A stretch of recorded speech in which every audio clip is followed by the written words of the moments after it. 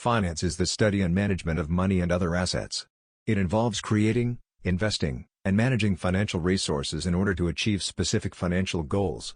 This can include activities such as investing in stocks or bonds, saving for retirement, or creating a budget for personal expenses. In the corporate world, finance also involves managing the financial resources of a company, including revenue generation, expense management, and planning for future growth. This involves analyzing financial data and making informed decisions about investments, funding, and other financial matters.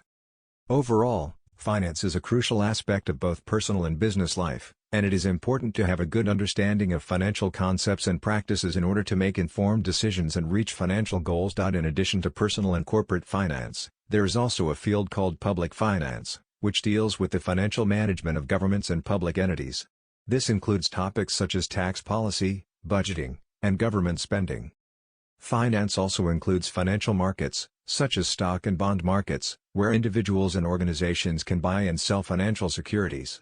These markets provide a way for individuals and businesses to raise capital and invest in growth. There are many different aspects to finance, and professionals in the field use various tools and techniques to analyze financial data and make informed decisions. This can include financial modeling, financial forecasting, and risk management.